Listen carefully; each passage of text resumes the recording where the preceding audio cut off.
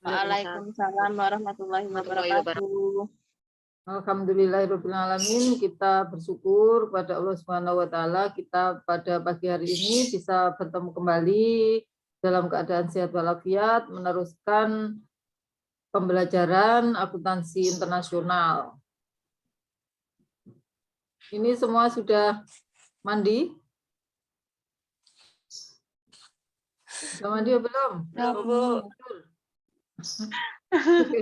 Kita akan lanjutkan. Hari ini kita akan membahas tentang analisa laporan keuangan internasional. Ya. Sebelum perkuliahan kita mulai, marilah kita berdoa sesuai dengan agama dan keyakinan kita masing-masing. Semoga kita diberi kemudahan di dalam menyerap ilmu dan diberi kelancaran dalam akses internet, dan kita tetap diberi kesehatan serta diberi kekuatan untuk selalu bersikap jujur, dan semoga kita bisa menyelesaikan perkuliahan ini dengan baik sampai dengan akhir semester. Oke, marilah kita berdoa sesuai dengan agama dan keyakinan kita masing-masing. Silakan.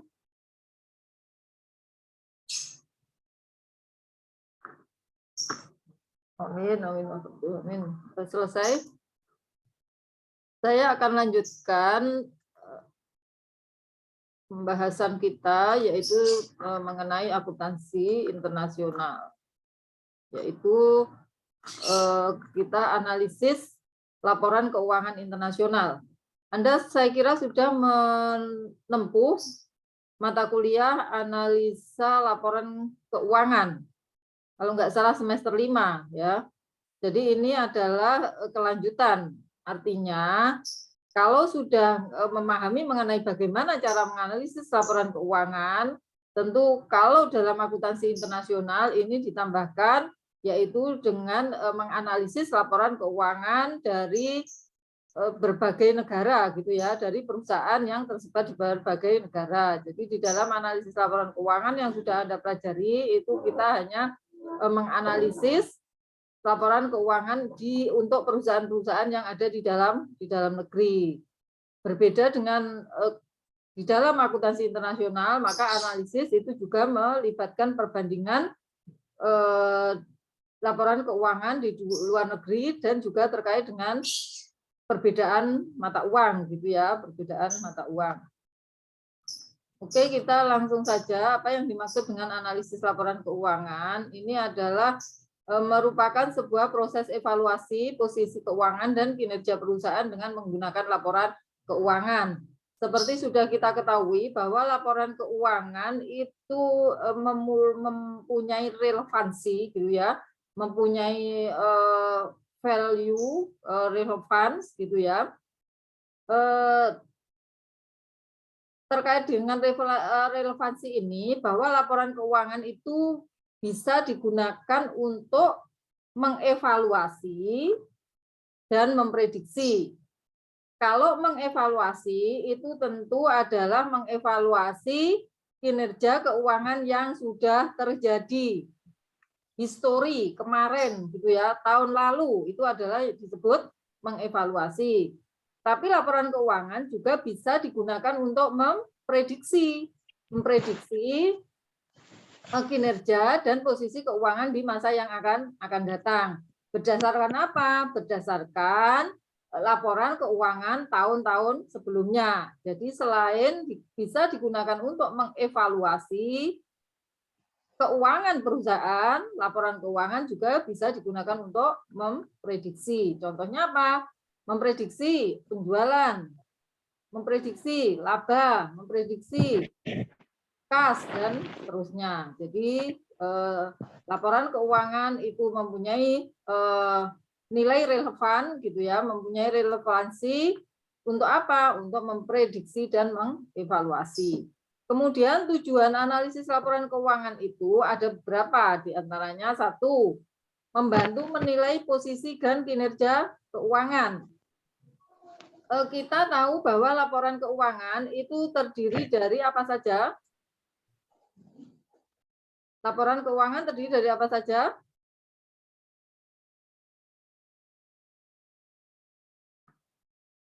Halo, laporan coba di on cam kan dulu ya. Saya akan laporan, kita laporan.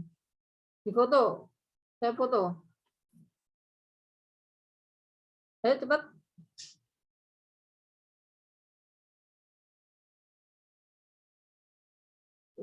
Indi, Krisna, Nunia, Elizabeth, Mira. Ayo. Teddy.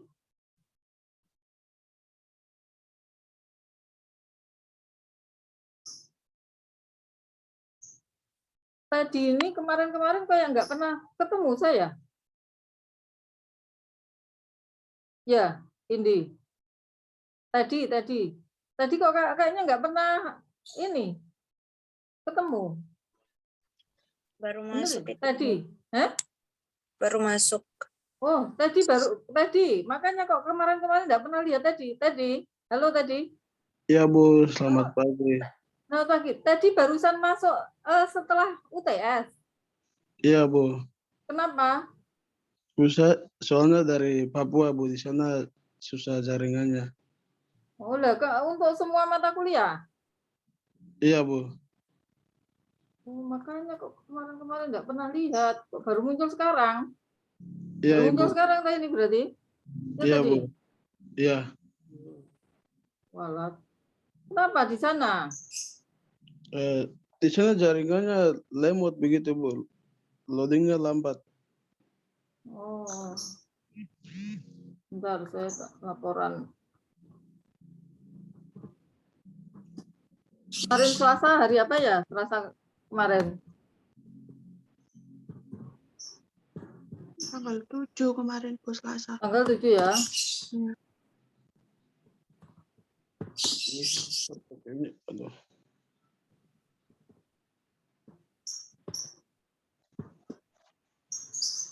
Bentar.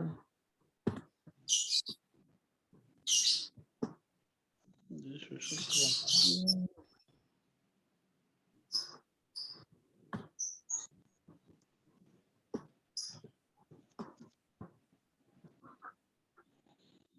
Oke, pertanyaan saya, laporan keuangan itu terdiri dari apa saja jenis-jenis laporan keuangan? Laporan laba rugi, Laporan perubahan modal. laporan perubahan modal, Raca, Laporan Ada. neraca. arus kas, laporan arus kas. Kas. Coba kita lihat yang kemarin. Sekarang istilahnya apa? Untuk laporan keuangan.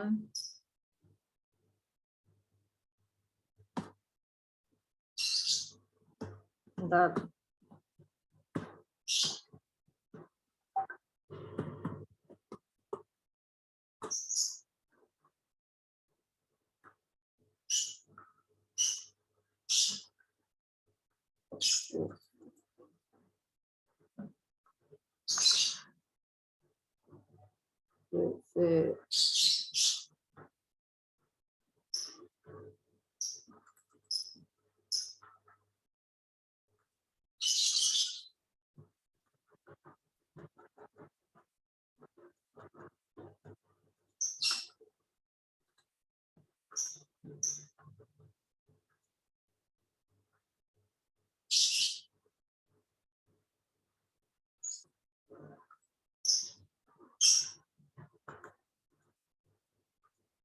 Nah, ya. Saya lihatkan ini aja laporan keuangan seperti kemarin. Laporan.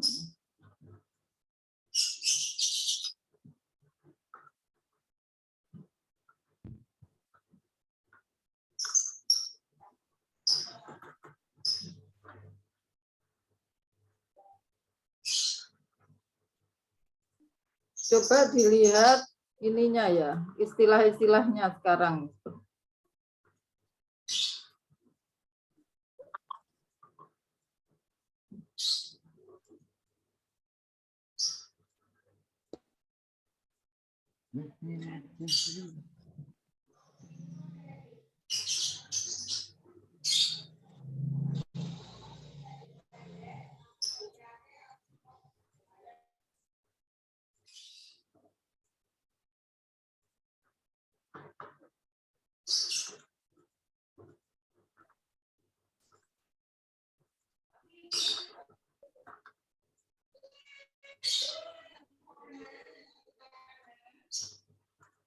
Coba kita lihat ya.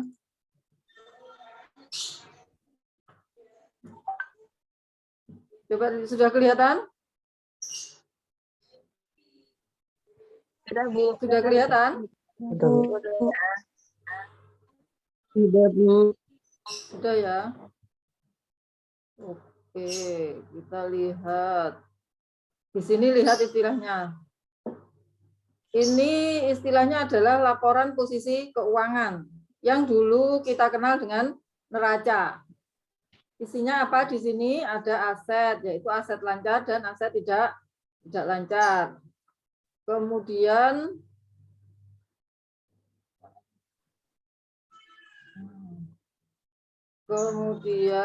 berikutnya adalah laba rugi, laporan laba rugi dan penghasilan komprehensif lainnya.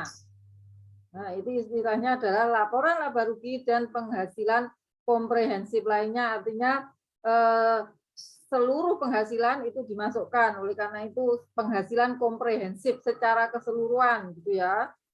Makanya di sini kita lihat ada pendapatan, biaya dan beban, laba usaha, laba sebelum pajak penghasilan, kemudian laba tahun berjalan. Terakhir di sini lihat ini adalah penghasilan atau rugi gitu ya.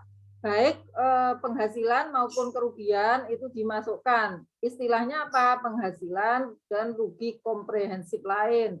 Apa saja yang dimasukkan di sini adalah selain yang pendapatan dan beban operasional. Itu selain pendapatan dan beban operasional, maka di dalam laporan laba rugi dan penghasilan komprehensif lain ini dimasukkan juga penghasilan atau rugi komprehensif lain. Misalkan apa? Contohnya di sini adalah penghasilan komprehensif lain yang akan direklasifikasikan ke laba rugi pada periode berikutnya.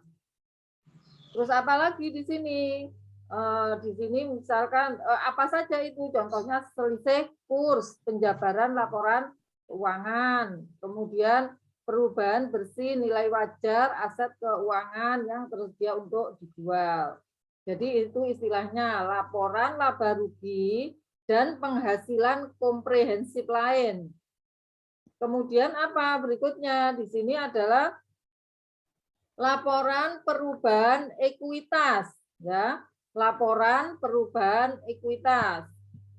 Apa isinya di sini? Laporan perubahan ekuitas itu adalah modal saham, kemudian tambahan modal di setor, kemudian komponen ekuitas lainnya, kemudian apa lagi di sini? Dan kepentingan non manajerial dan jumlah ekuitas. Oke, kemudian apalagi laporan arus kas. Ya, laporan arus kas terdiri dari apa saja? Arus kas kegiatan operasi, arus kas kegiatan investasi, dan arus kas kegiatan pendanaan. Apa yang dimasukkan ke arus kas kegiatan operasi itu adalah semua penerimaan dan pengeluaran kas terkait dengan usaha inti perusahaan, gitu ya, terkait dengan operasional perusahaan. Apa yang dimaksud operasional perusahaan itu adalah kegiatan-kegiatan yang terkait dengan usaha inti, ya, usaha inti. Kalau misalkan ini adalah perusahaan PT Telkom, usaha intinya apa? Apa ya usaha intinya? Apa di sini?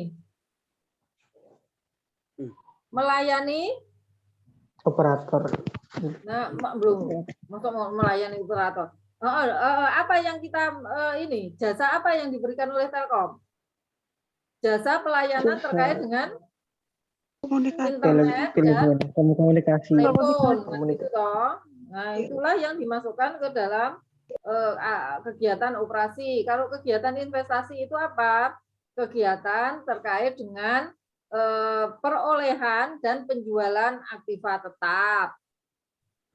Kemudian kalau terkait dengan kegiatan pendanaan apa? Kegiatan terkait dengan pengeluaran ya, pengeluaran yang digunakan untuk investasi ya. Dari pembiayaan yang digunakan untuk investasi. Misalkan kalau membeli tanah, itu uangnya dari mana? Dari pinjam. Nah, itu masuk kegiatan pendanaan. Uangnya dari mana? Oh, dari setoran modal pemegang saham. Itu masuk ke dalam pendanaan. Jadi ini adalah jenis-jenis laporan keuangan. Kemudian yang pelengkapnya itu adalah catatan atas laporan keuangan. Oke, itu adalah jenis-jenis laporan keuangan. Kita kembali ke sini gitu ya. Yang pertama, tujuan analisis laporan keuangan itu adalah membantu menilai posisi dan kinerja keuangan. Kalau posisi keuangan berarti itu kita ambil dari mana tadi? Dari laporan yang mana? Laporan posisi keuangan. Kalau kinerja keuangan kita lihat dari mana? Lihat dulu kinerja keuangan apa. Ketika kinerja keuangan itu adalah profitabilitas, berarti kita ambil dari laporan laba rugi dan komprehensif lain. Ketika yang dimaksud kinerja keuangan itu adalah terkait dengan kinerja kas, maka kita ambil dari arus kas, laporan arus kas. Kemudian selain menilai posisi dan kinerja apa? Membandingkan posisi dan kinerja perusahaan dengan posisi dan kinerja keuangan perusahaan yang berusaha di masa lalu maupun dengan perusahaan lain maupun dengan industri. Jadi untuk dibandingkan itu dengan bagaimana yang dimaksud dibandingkan sekarang dengan sebelumnya atau sekarang perusahaan A dengan sekarang perusahaan yang lain atau misalkan kalau Telkom itu adalah berarti perusahaan yang terkait dengan provider internet itu dengan industrinya apa saja gitu ya. Misalkan kalau perusahaan makanan dan minuman, dalam industri makanan dan minuman misalkan rata-rata laba berapa? 100. Perusahaan A berapa? 90. Oh, berarti lebih rendah dari rata-rata industrinya. Itu kalau digunakan untuk membandingkan. Membandingkan itu bisa dengan membandingkan perusahaan yang sama tahun sebelumnya atau membandingkan dengan perusahaan yang lain atau membandingkan dengan industrinya. Untuk apa semuanya itu? Untuk membantu pemakai laporan keuangan dalam mengambil keputusan. Mengambil keputusan apa di sini?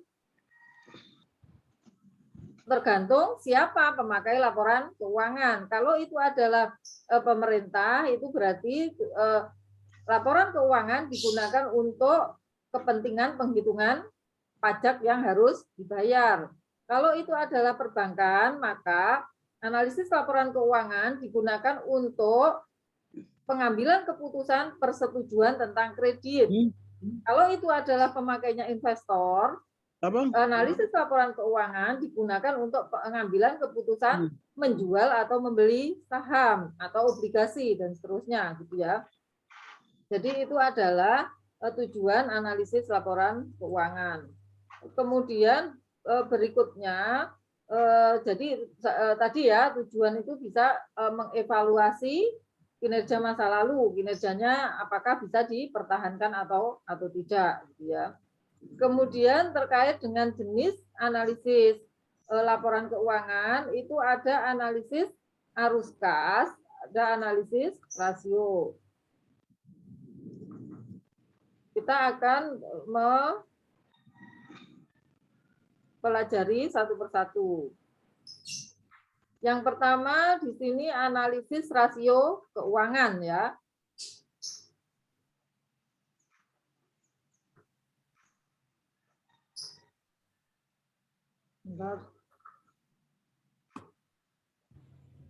Oke, jadi analisis laporan keuangan itu bisa dalam bentuk analisis arus kas atau analisis rasio.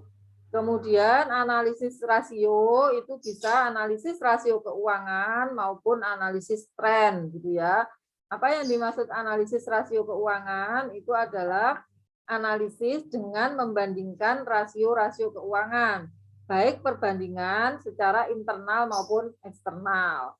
Jadi nanti kita lihat bahwa di dalam laporan keuangan itu kan banyak akun.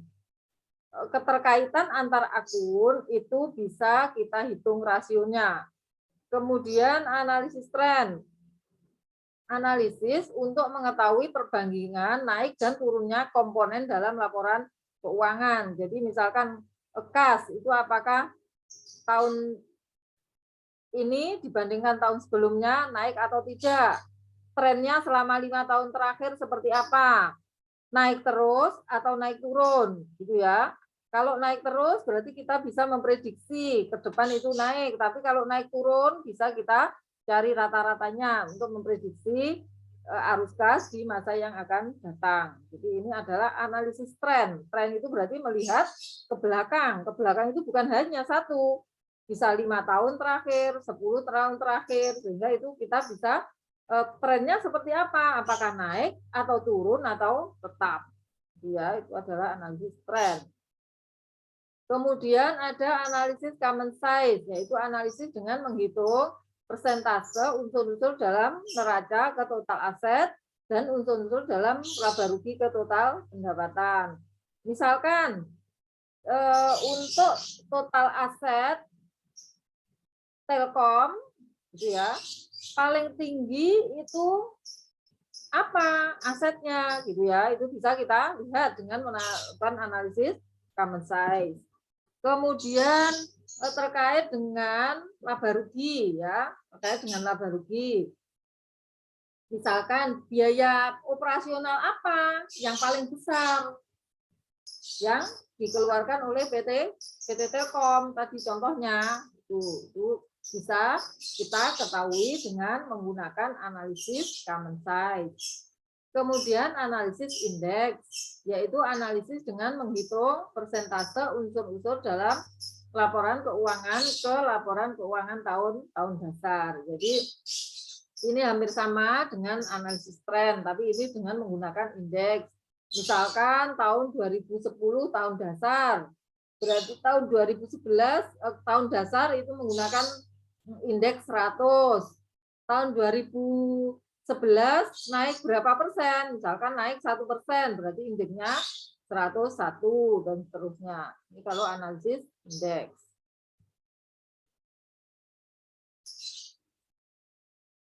Nah, ini contoh ya, nanti kita akan bahas contoh satu-satu.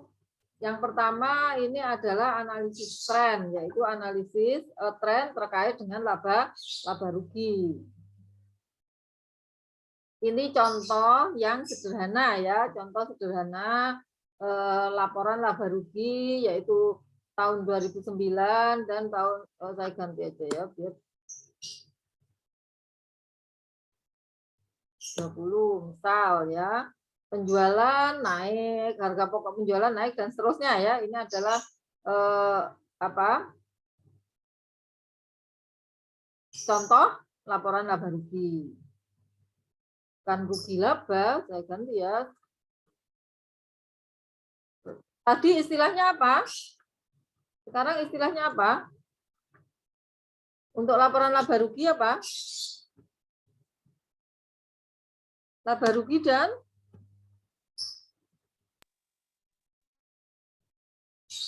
apa tadi? Apa? Komprehensif lainnya. Wah, laporan laba rugi dan komprehensif lainnya. Oke, ini biaya usaha. Kalau tadi istilahnya biaya laba usaha, berarti biaya usaha ya. Karena operasi.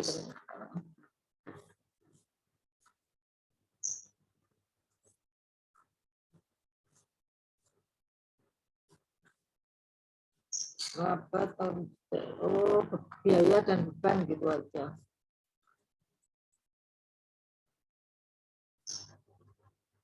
Bentar. Kalau ini beban, salah bentar.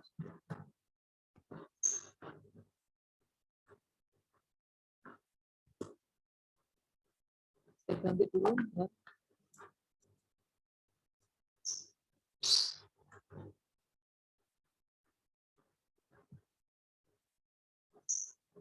Oke, nanti aja. Jadi ini beban-bebannya ada gaji, bunga, asuransi, dan segalanya. Kemudian laba usaha, kemudian laba usaha,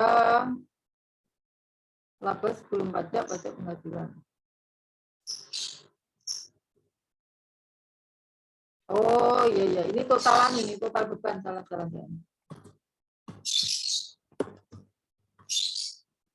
Nah, ini kita akan melakukan analisis tren, tapi sebenarnya kalau hanya kurang ya, kalau hanya 2 tahun ini adalah kurang.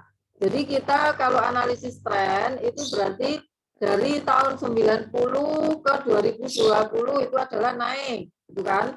Naiknya berapa persen? Bisa kita hitung. Caranya gimana? Naiknya berapa persen kan bisa kita hitung. Berarti naiknya berapa persen ini? Kalau menghitungnya gimana? Berapa dibagi berapa? Kita kan analisis tren, kita akan menganalisis kenaikan atau penurunan dari akun-akun yang ada di laporan laba rugi. Untuk tahun 2020 naiknya berapa persen? Caranya menghitung gimana? Gimana? 114 dikurangi berapa? 90 kali 100 dibagi bagi 100%. dibaginya Bagi berapa? 90. 90 karena kita kan biasanya adalah 90. Nah, ini yang disebut tren. Coba dihitung berapa hasilnya, berapa persen? Kali 100% tentu ya. Hasilnya berapa persen?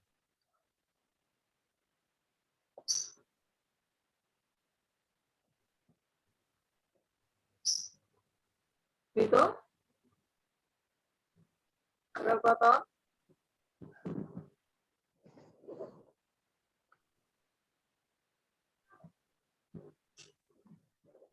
Berapa? Ayo. Ya Bu, bentar Bu. 114 dikurangi 90 dibagi 90. 26% dibulatkan 27. Saya enggak. Ini hasilnya 27%. Nah, ini yang cara menghitung apa analisis tren gitu ya. Misalkan kita untuk ke belakang, misalkan kita akan melihat tren penjualan atau tren penjualan mulai 2010 sampai 2020, 10 tahun terakhir. Caranya seperti ini. Misalkan rata-rata naik atau turun dan seterusnya gitu ya. Ini adalah analisis tren. Gunanya untuk apa analisis tren? Untuk memprediksi baik posisi keuangan maupun kinerja keuangan di masa yang akan datang. Kenapa diprediksi? Digunakan, apa gunanya memprediksi penjualan? Misalkan, coba saya tanya. Kan kalau analisis tren itu bisa kita lakukan dengan cara seperti ini. Misalkan kita ingin mengetahui tren penjualan 10 tahun terakhir. Berarti di sini jejer-jejer ada 2010 sampai 2020.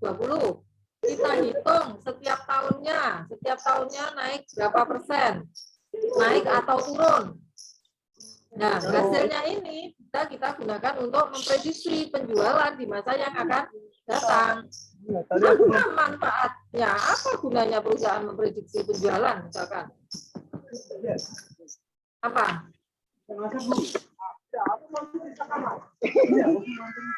Guys, papatin bayar kah? Apa? Coba. Kenapa sih kok memprediksi penjualan? Untuk apa? Ayo.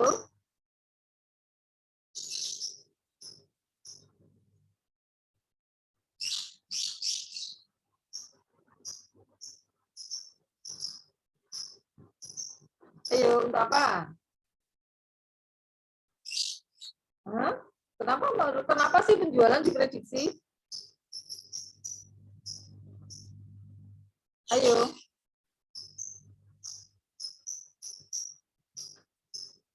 Ayo, untuk apa?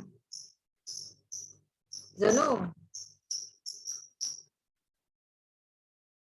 Kenapa harus memprediksi penjualan? Mungkin untuk itu. Untuk agar lebih memahami bagaimana bisnis akan tumbuh dalam periode waktu tertentu. Agar lebih memahami Bagaimana bisnis akan tumbuh dalam periode waktu tertentu. ingin memahami bagaimana bisnis akan tumbuh di waktu tertentu. Kenapa kok kita perlu memahami apakah bisnis artinya tumbuhnya bisnis itu? Ya biar tahu Bu, maksudnya bisnisnya itu jalan lancar atau enggak. Jalan atau tidak. Untuk Biar tahu bisnisnya itu berjalan lancar atau enggak kan gitu. misalkan tadi contohnya ya, contohnya ini aja, contohnya tadi untuk penjualan.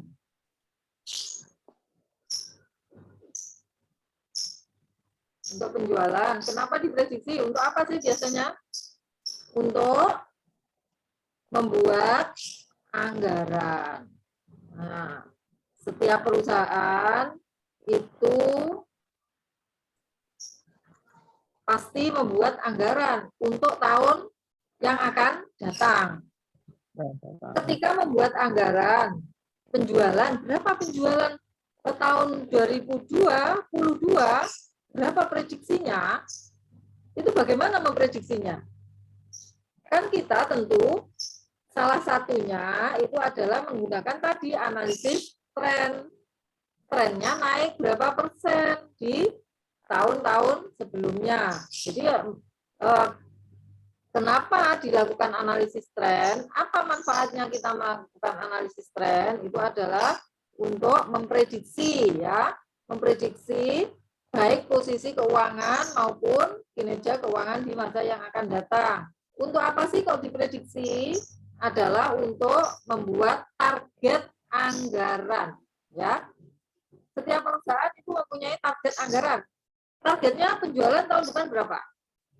Nah, salah satu bagaimana menentukan target itu adalah menggunakan analisis tren ya.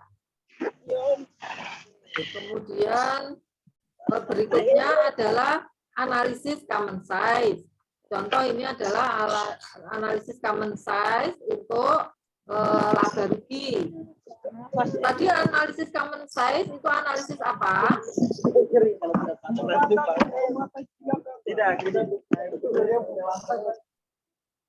Analisis common size atau analisis apa? Analisis yang melihat persentase dari bagian-bagian terhadap total, ya, terhadap total. Total ini apa? Adalah total penjualan. Misal dari semua komponen ini, misal dari untuk biaya, dari komponen beban usaha, mana yang paling besar? Itu ternyata adalah biaya apa? Kelihatan di sini biaya apa yang paling besar? Biaya gaji. Biaya? Gaji. Kelihatan enggak? Kelihatan. Yang Bu Nur tampilkan kelihatan apa enggak? Kelihatan. Kelihatan Bu. Oke. Dari analisis common size ini, biaya apa yang persentasenya paling tinggi?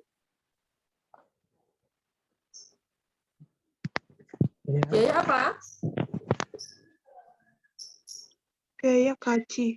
Biaya gaji. Oleh karena itu berarti harus ada perhatian khusus terkait dengan pengendalian intern terkait dengan gaji, gitu ya. Kemudian dari sini ternyata laba bersih itu berapa persen dari penjualan? Untuk tahun 2010 misalkan sama 2009 sama 2010. 5%. 5%. Oh, laba bersihnya 5% dari penjualan. Apakah ini cukup besar atau cukup kecil, itu bisa dibandingkan dengan perusahaan lain yang sejenis. Itu ya. Misalkan kalau tadi kita menganalisis Indosat, misalkan, oh hasilnya 5% untuk laba bersihnya dibanding penjualan. Kita bisa mengatakan ini tinggi atau rendah, itu dibandingkan dengan perusahaan lain yang sama. Misalkan kalau Telkom, bisa kita bandingkan dengan perusahaan apa yang sama? Perusahaan apa misalkan? Telekomunikasi. Indosat, Indosat. gitu kan?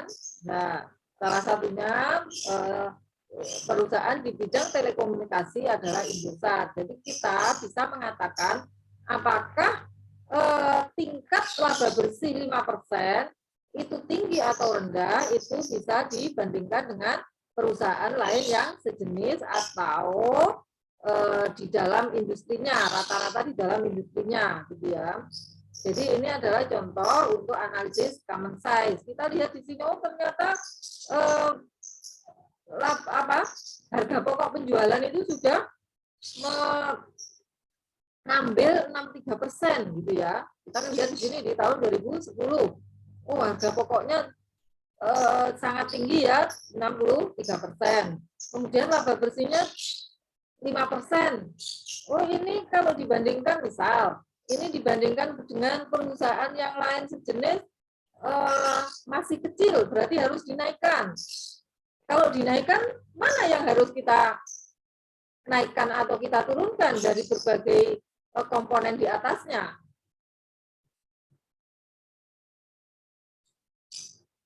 Misal, perusahaan ini ingin menaikkan tingkat laba bersihnya.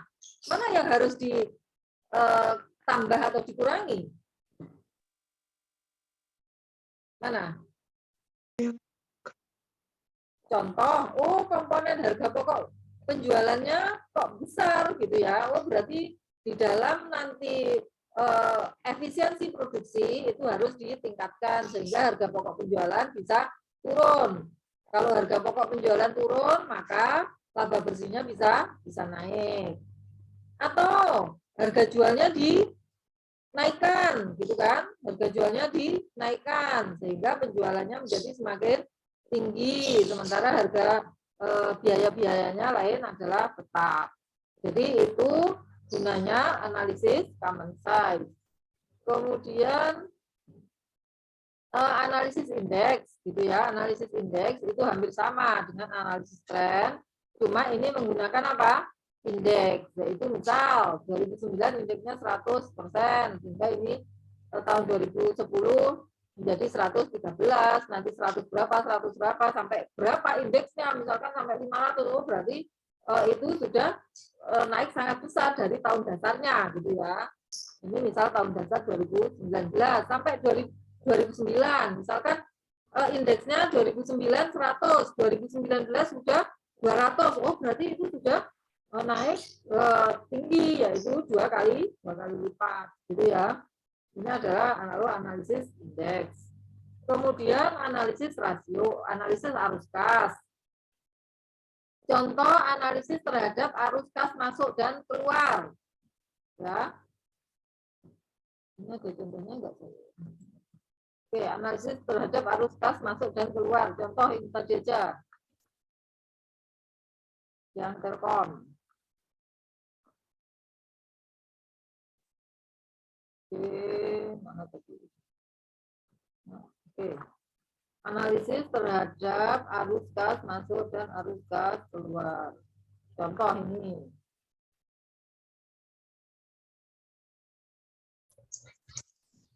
Nah, misal dari kegiatan operasi saja, yang merupakan arus kas masuk mana saja?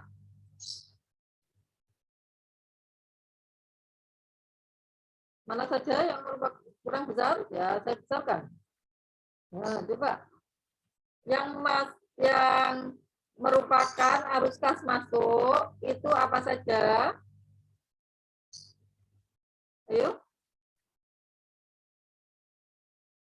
Apa saja? Penerimaan kas. Penerimaan kas. Apa saja yang dapat kita kelompokkan ke dalam arus kas masuk, yang mana saja? Penjualan. Loh, enggak dari ini loh. Apa ini ada tak kalimat penjualan? Penerimaan kas, penerimaan restitusi pajak. Apa saja Janu? Baca. Penerimaan kas dari pelanggan dan operator lain. Penerimaan kas restitusi pajak. Oke. Penerimaan dari pendapatan bunga. Oke, itu adalah arus kas Penerimaan masuk. kas. Bisa kita bandingkan dengan arus kas keluarnya.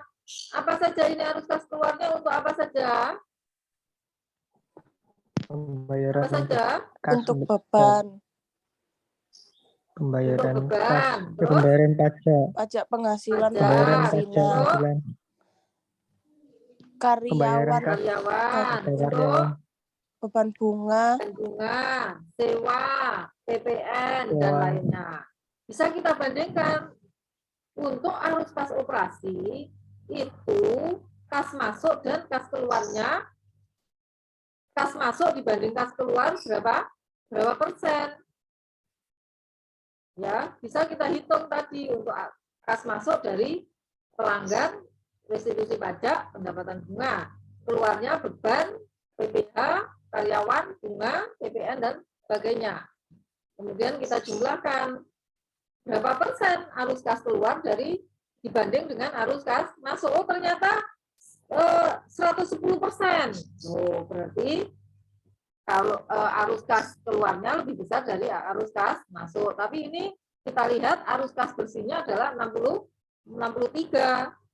Ya. Berarti menunjukkan berarti apa? Arus kas masuk lebih besar dari arus kas keluar gitu ya. Berapa persen 63 ini gitu kan? Arus kas bersihnya berapa persen dari arus kas masuk? Bisa kita lihat 65 dibagi dengan seluruh arus kas masuk. Ini adalah analisis terkait dengan arus kas. Oke, kemudian nah ini tadi sudah ya, memberi informasi mengenai kinerja dari manajemen perusahaan terkait dengan pengelolaan kas. Perusahaan, kinerja kas. Kinerja dari manajemen perusahaan terkait pengelolaan kas.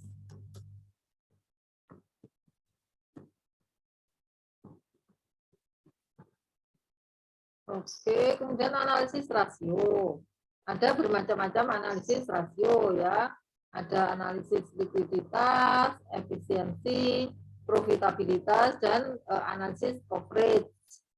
Yang pertama, analisis rasio lancar.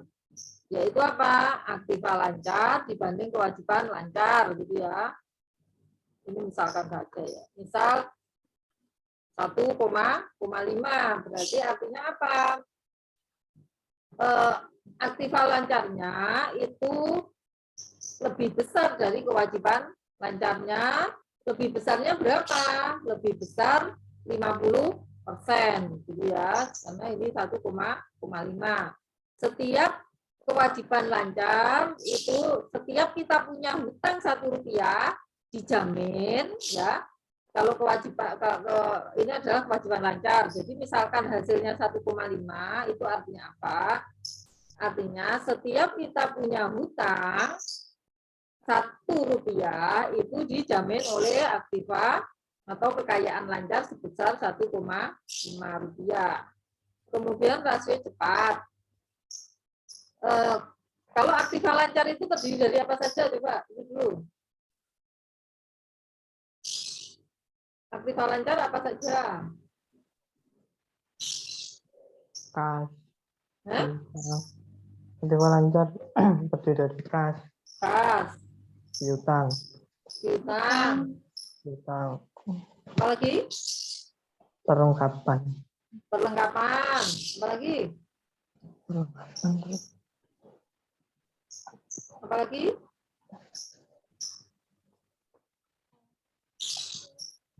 Selain itu kas, piutang, perlengkapan,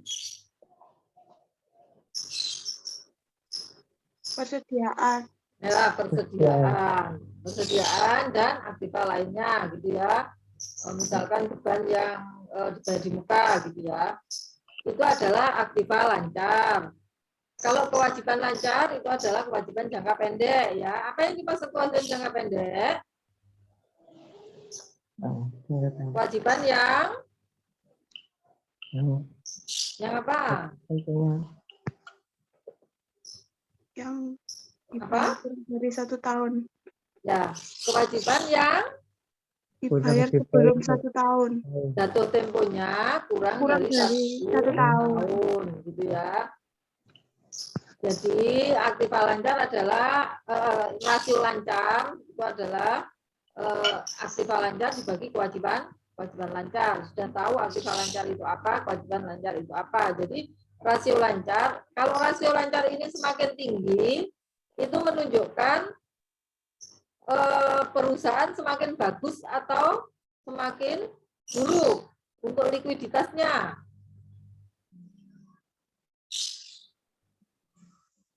Terkait tingkat likuiditas, jika rasio lancarnya itu tinggi, menunjukkan perusahaan itu dalam kondisi yang bagus atau kesulitan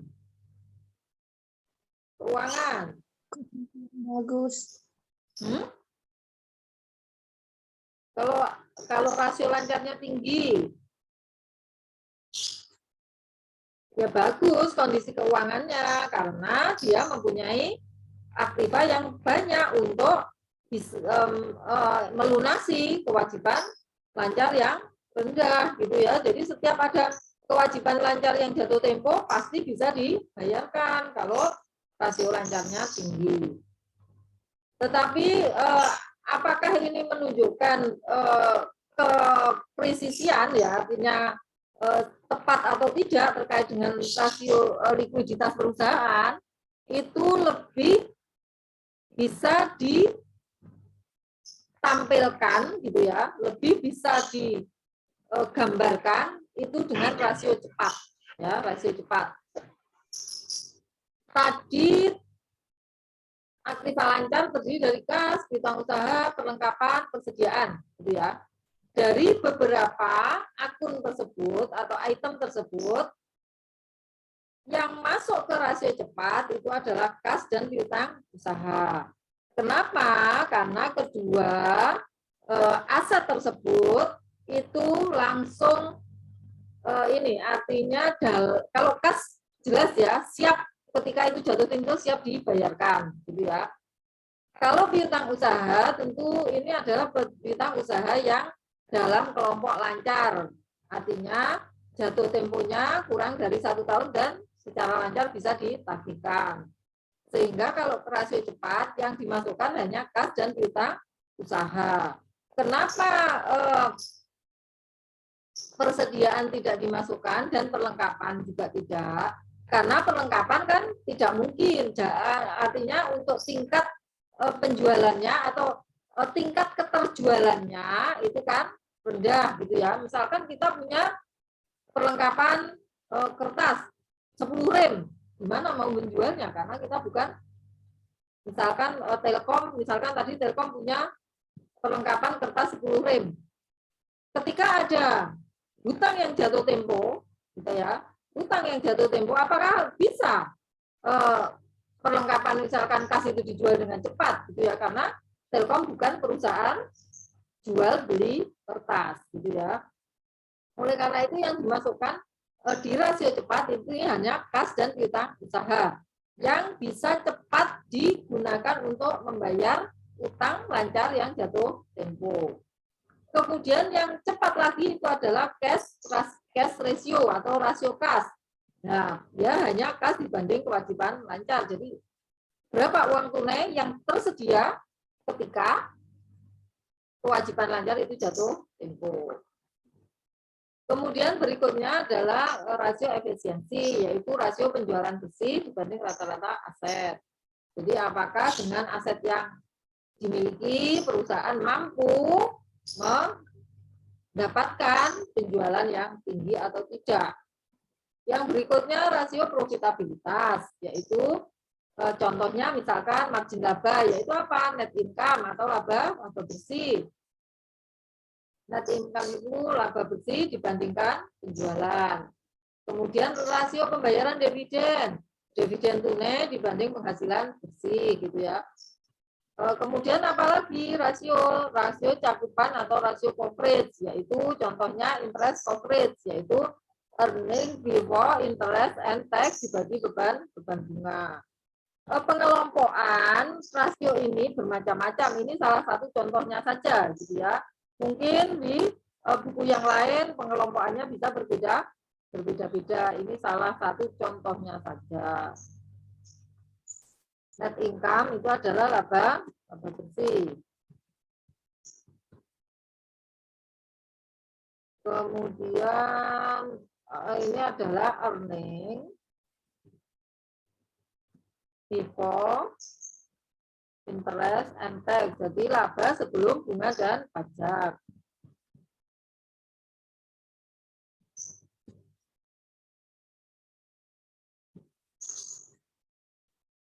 Oke, kemudian beberapa masalah dalam analisis rasio internasional. Kita tahu bahwa setiap negara mempunyai prinsip akuntansi dan standar akuntansi yang berbeda, sehingga ini menjadi juga masalah dalam analisis laporan keuangan internasional karena perbedaan prinsip akuntansi antar negara. Misalkan kalau selisih kurs itu dimasukkan ke laba rugi atau langsung dimasukkan ke aset. Nah, itu juga menjadi permasalahan ketika menganalisis rasio keuangan.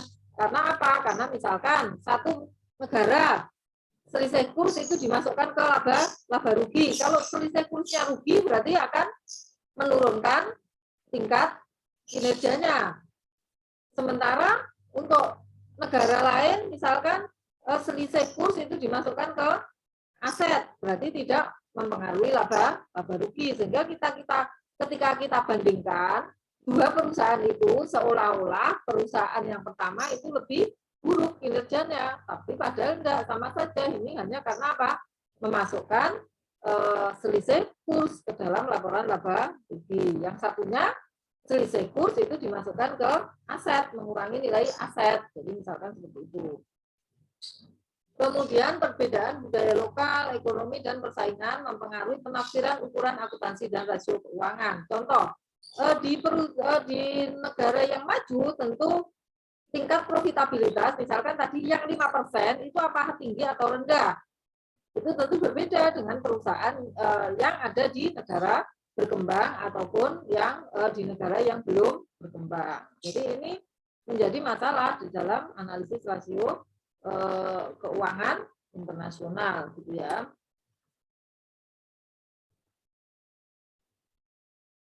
Kemudian bentar.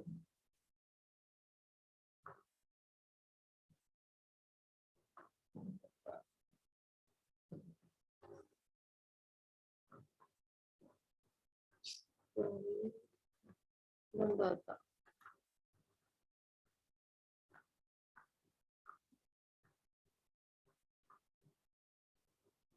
Oke, sekarang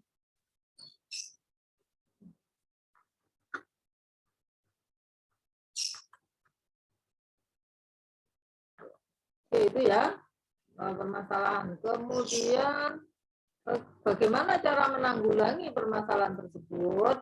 Yang pertama, mengulangi pengukuran akuntansi sesuai dengan tatanan prinsip yang diakui secara internasional. Jadi sekarang sudah ada standar akuntansi internasional, sehingga permasalahan terkait dengan prinsip akuntansi itu menjadi semakin berkurang karena ada standar yang sama. Nah, itu standar akuntansi internasional itu adalah salah satu cara untuk menanggulangi adanya perbedaan terkait dengan prinsip akuntansi, sehingga laporan keuangan itu semakin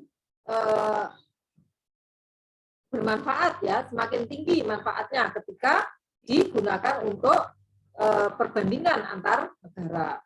Kemudian berikutnya mengembangkan pemahaman terhadap praktek akuntansi di negara tertentu dan membatasi analisis pada perusahaan di negara-negara tersebut. Jadi memang sebagai pengguna keuangan, sebagai pengguna laporan keuangan tentu diharapkan agar tidak menjadi tersesat pengambilan keputusannya, maka pengguna laporan keuangan harus memahami praktek-praktek akuntansi di negara-negara tertentu jika ingin menggunakan laporan keuangan di beberapa negara itu untuk melakukan analisis. Misalkan ingin menganalisis perusahaan Telkom yang ada di Indonesia dengan yang ada di Singapura, tentu masing pengguna laporan keuangan ini diharapkan bisa berusaha memahami praktek akuntansi baik di Indonesia maupun di Singapura, sehingga ketika membandingkan kedua laporan keuangan di dua negara tersebut dan ingin mengambil keputusan investasi, apakah memilih perusahaan yang ada di Singapura dan perusahaan di Indonesia, itu keputusannya itu adalah keputusan yang tepat, gitu ya. Karena apa? Perbedaan-perbedaan terkait dengan praktek akuntansi bisa dipahami. Sehingga ketika ada perbedaan angka hasil dari analisis laporan keuangan itu bisa dianalisis dengan lebih lanjut. Kemudian di akuntansi internasional itu juga dikenal dengan analisis prospektif internasional, yaitu apa?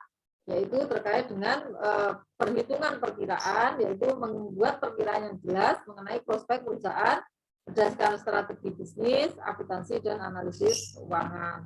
Kemudian juga analisis valuasi, yaitu mengubah perkiraan kuantitatif menjadi nilai di dalam perusahaan. Contoh ini adalah analisis prospektif internasional, misalkan analisis rasio price earning, ya. Price ini maksudnya harga saham, gitu ya.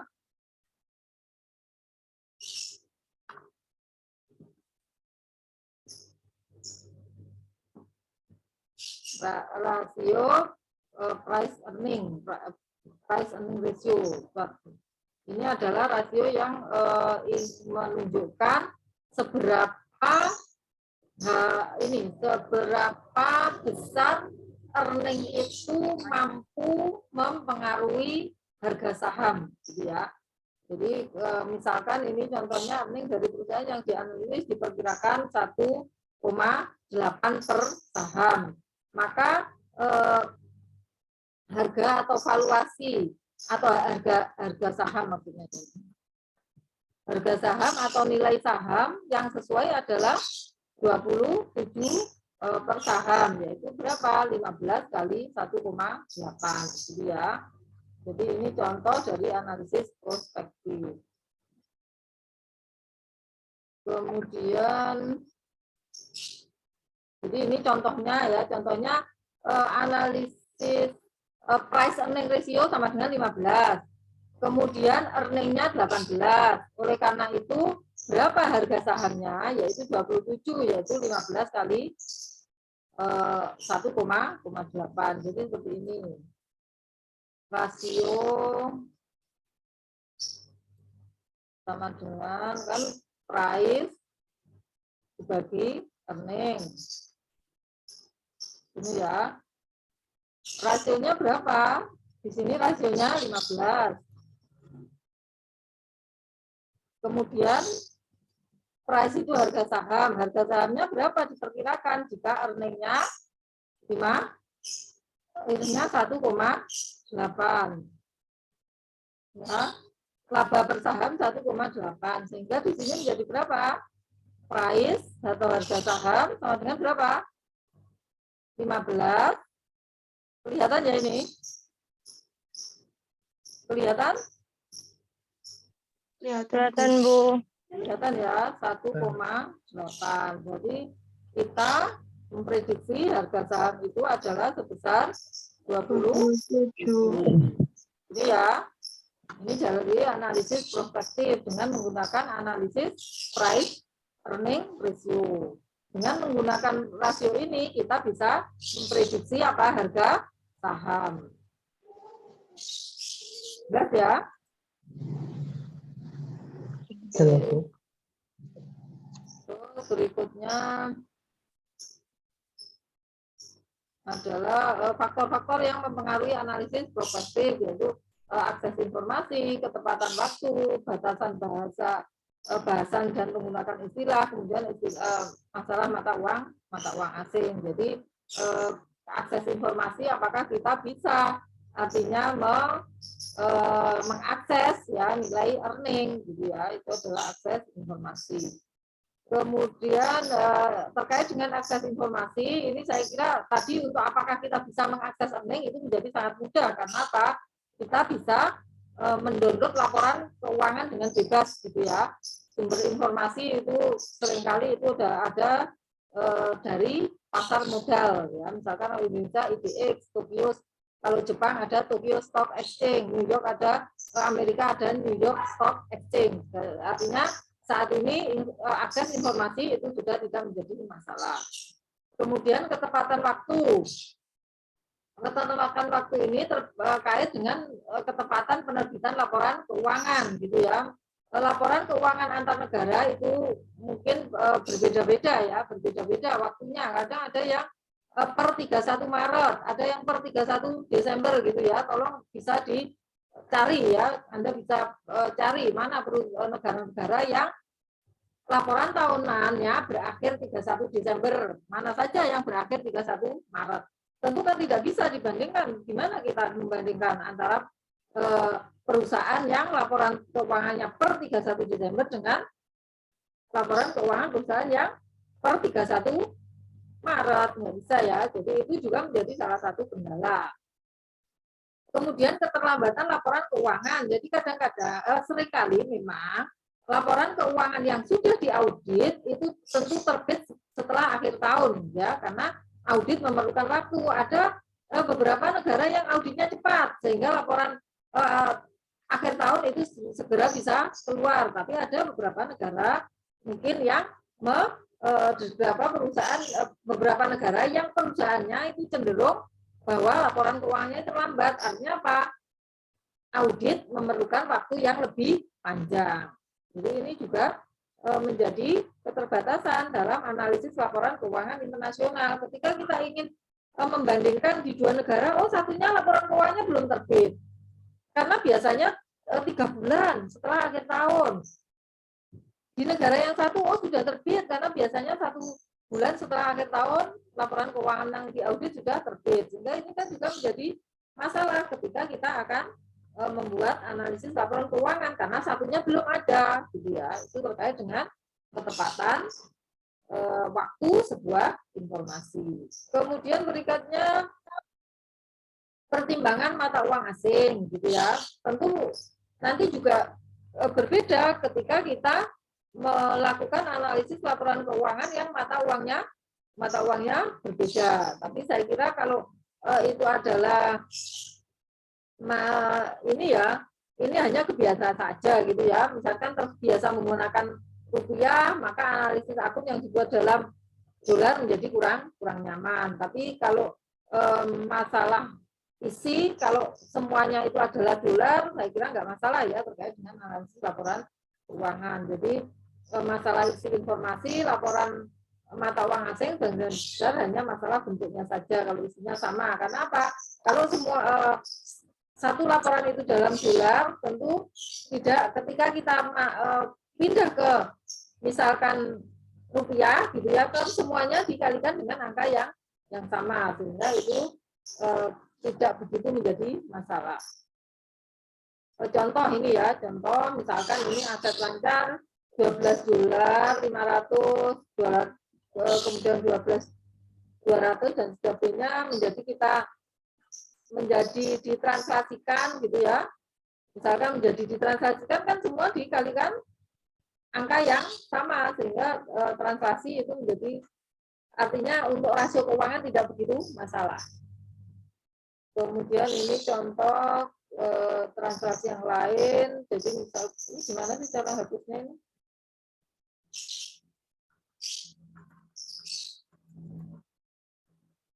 Oke, ini. Oke ya, kalau jadi gini, untuk untuk transaksi itu tidak menjadi masalah ketika kita melakukan analisis laporan keuangan. Karena apa? Misal ini kurs 2 untuk X8 adalah 10.000. Maka aktiva lancar ya dikalikan 10.000, kewajiban lancar dan juga dikalikan 10.000. Jadi hasilnya kan tetap saja toh, baik menggunakan dolar maupun dengan menggunakan rupiah. Ya. Jadi sama saja karena apa? Dikalikan angka yang sama. Jadi untuk mata uang asing tidak begitu menjadi masalah. Kemudian ini apa nah, ini kalau ini ya kalau misalkan ini laporan laba rugi, transaksi harus jadi dengan karena bisa mengubah pola keuangan atau tren. Jadi pola keuangannya aja ya yang bisa berubah, gitu ya. Kemudian perbedaan format ya. Ada beberapa negara yang aset lancar itu di atas. Kalau di Indonesia kan aset lancar itu di atas, tapi beberapa negara aset lancarnya itu di bawah, gitu ya. Ada beberapa negara yang seperti itu, sehingga kalau kita terbiasa melihat aset lancar itu di atas, sekarang kok ada di bawah, gitu ya. Itu ya hanya ini saja kalau saya kira itu hanya ini apa kebiasaan. Kemudian bahasa dan istilah, tentu bahasa itu sekarang saya kira karena artinya menggunakan bahasa Inggris ya kita bisa mengikuti gitu ya. Kemudian istilah karena juga sudah ada akuntansi internasional, standar akuntansi internasional, maka istilah juga sekarang menjadi tidak begitu menjadi masalah. Kemudian, nah ini latihan.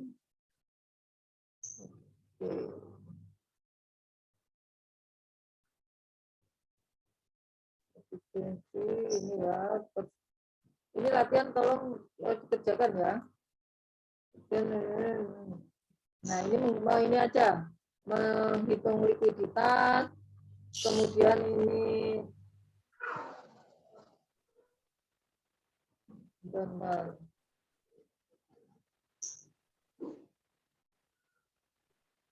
Oke, dari ini kita bisa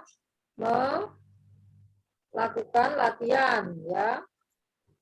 Ini contohnya adalah laporan komparatif yang dipersingkat dari Senorina di Meksiko untuk X5 sampai X7 dalam peso ya. Penjualannya 91, 114, 138. Kemudian ini adalah terkait dengan nilai tukarnya, ya. Kemudian rasio pembayaran dividen. Diminta persiapkan analisis tren, ya, untuk penjualan dan rasio pembayaran dividen dalam mata uang peso dan dolar, ya. Kemudian persiapkan analisis indeks untuk penjualan dan rasio pembayaran dividen dalam peso dan dalam dolar. Jadi kita lihat di sini laporan keuangannya dalam apa? Mata uang peso. Ya, peso. Kemudian ini ada kurs dalam apa? Dolar gitu ya. 1 dolar sama dengan 12.112 peso.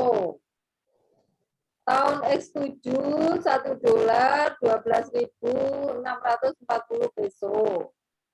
2000 X8 1 dolar 13.000 peso. Nah, ini ada 2 mata uang. 1 mata uang dolar, kemudian kita diminta nanti untuk mentransaksi juga ke dalam mata uang peso. Kemudian dihitung analisis trennya sama atau tidak dengan menggunakan dolar dan menggunakan peso. Kemudian rasio pembayaran dividen. Ketika dihitung menggunakan peso, apakah berbeda dengan menggunakan dividen berapa yang harus dibayar, misalkan ketika menggunakan peso dan ketika menggunakan dolar, gitu ya. Kemudian persiapkan juga analisis indeks. Ini berarti tahun dasarnya adalah X6. Baik menggunakan peso ataupun dolar. Nanti hasilnya sama atau tidak, gitu ya. Nanti bisa lihat. Kemudian ini persiapkan analisis rasio dalam euro dari data berikut, ya. Kurs euro sekian, ya. 1 euro 15.000. Untuk 2009, 2010 1 euro 15.500. Analisis mencakup likuiditas, efisiensi, dan coverage. Datanya mana? Datanya ini, ya. Ini dalam rupiah. Berarti selain dalam rupiah juga diganti dalam apa? Euro. Euro, ya. Jadi sudah jelas tugasnya. Yang pertama adalah tugas ini. Yang kedua adalah tugas terkait dengan rasio keuangan. Mata uangnya euro dan rupiah. Dihitung rasio-rasio ini baik dalam bentuk mata uang euro maupun dalam mata uang rupiah. Hasilnya nanti sama atau tidak. Ya, rasio-rasionya sama atau tidak. Sudah jelas tugasnya? Ini tugas kelompok atau individu? Ini tugas kelompok aja. Ya, Pak. Tugas kelompok minggu depan kan kelompok 8 masih artikel. 7. Kelompok 7 ya? Iya, Terakhir kelompok berapa? 8. 8. Ya, kelompok 8 yang menjelaskan jawaban ini ya. Oke ya, gitu ya. Kelompok 8 siapa? Ya, Bu. Oke. Jadi kelompok minggu depan, kelompok 7 menjelaskan tentang artikel, kemudian kelompok 8 menjelaskan mengenai jawaban ini ya. Untuk jawabannya nanti dikumpulkan di untuk yang jawaban terkait dengan latihan di email ya. Ya, Bu. Karena kalau di e-learning itu saya akan upload untuk tugas-tugas yang artikel ya. Iya. Untuk jawaban ini di email seperti yang kemarin. Termasuk juga PPT itu juga di email aja. Oke, sudah jelas tugasnya? Ada pertanyaan? Tidak, Enggak, Bu. Bu. Tidak Ada ada, Bu. pertanyaan apa enggak? Ada.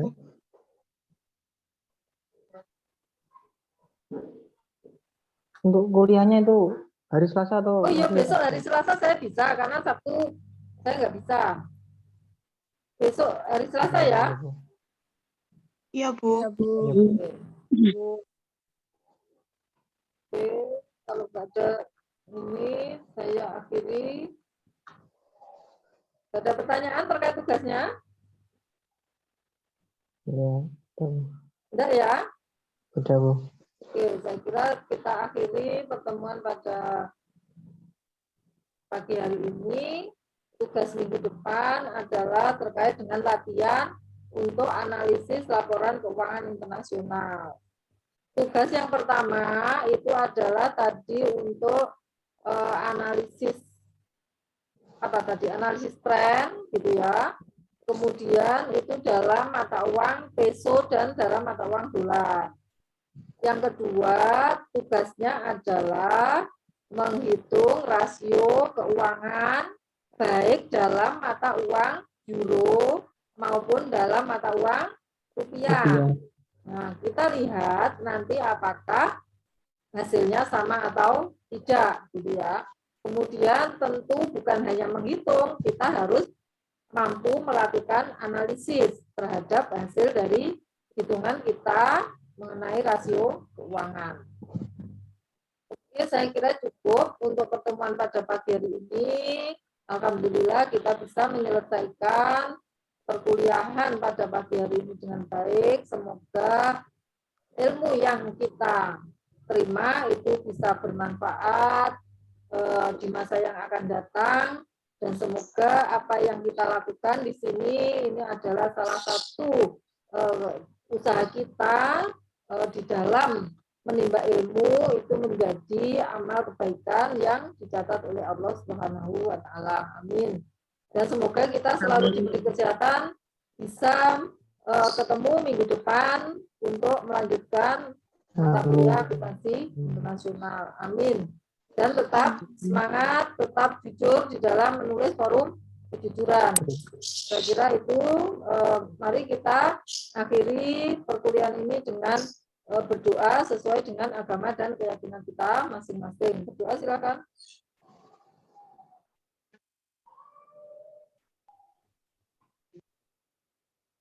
Selesai. Amin, amin, ya rabbal alamin. Jadi minggu depan presentasi ya, kelompok 8 dan kelompok 7 dan kelompok 8 ya, disiapkan. Bu mau tanya, Ya. kelompok 7 presentasi yang modul 11 kan Bu? Yang ini artikel itu loh, artikel yang kemarin. Iya, yang Artikel. IFRS. Ya. Ya, baik Bu, terima Ya. kasih. Oke. Kelompok 7 artikel yang IFRS, kelompok 8 jawaban dari analisis laporan keuangan internasional. Oke, cukup paham? Paham, Bu.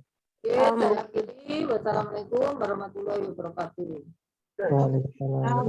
Waalaikumsalam, Bu. Wabarakatuh. Terima kasih.